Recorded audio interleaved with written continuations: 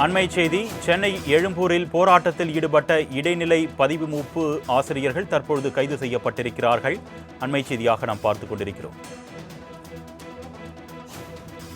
இடைநிலை ஆசிரியர்கள் சம வேலைக்கு சம ஊதியம் என்ற கோரிக்கையை முன்னிறுத்தி 16வது நாளாக தொடர் போராட்டத்தில் ஈடுபட்டு வரக்கூடிய நிலையில் சென்னை எழும்பூர் பகுதியில் போராட்டத்தில் ஈடுபட்ட இடைநிலை ஆசிரியர்கள் தற்பொழுது போலீசாரால் கைது செய்யப்பட்டிருக்கிறார்கள். அதன் காட்சியை நாம் அண்மை செய்தியாக பார்த்துக் கொண்டிருக்கிறோம்.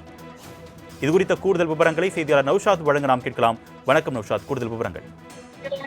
வணக்கம் அர்னேஸ். சம வேலைக்கு சம ஊதியம் என்ற கோரிக்கை முன்னிட்டு 16வது நாளாக இடைநிலை ஆசிரியர்கள் போராட்டத்தில் ஈடுபட முயன்ற போது, அதாவது அவர் எக்மோர் ரயில்வே நிலையத்திலிருந்து வெளியே வரும்போதே காவல்துறை குண்டுக்கட்டாக கைது செய்கிறார்கள். ஏனென்றால் நேற்று திடீரென கூடியவர்கள், அதாவது நோக்கி முற்றுகையிடப்படையில் கூடியவர்கள் சென்னை வாலாஜா சாலை, அதாவது சேப்பாக ஸ்டேடியம் எதிரே கிட்டத்தட்ட 200க்கும் மேற்பட்ட ஆசிரியர் கூடியதாக பெரும் பரவல் ஏற்பட்டது.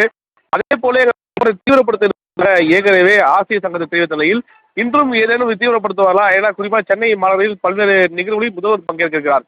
இந்நிலையில் அவர்களுக்கு கூடும் பலம் உண்டாக்குமா என்ற எண்ணத்தில் அவர்கள் போராட்டம் ஈடுபடுவதற்கு முன்பாகவே காவல்துறையினர் குண்டுக்கட்டாக கைது செய்து ஏற்றிய ஒரு காட்சியை நம்மால் பார்க்க முடிகிறது. அதாவது எங்களுக்கு பேச்சுவார்த்தை முற்று பெறவில்லை, தொடர்ந்து பேச்சு நடத்த வேண்டும், எங்களுக்கு தீர்வு வழங்கும் வரை எங்களுடைய போராட்டம் தொடரும் என தெரிவித்திருக்கிறார்கள். ஏற்கனவே பள்ளிக்கல்வித்துறை சார்பாக நோ பே நோ என்ற அடிப்படையில், அதாவது நோ ஒர்க் நோ பே அடிப்படையில் அவங்களுக்கு அறிவித்திருக்கிறார்கள்.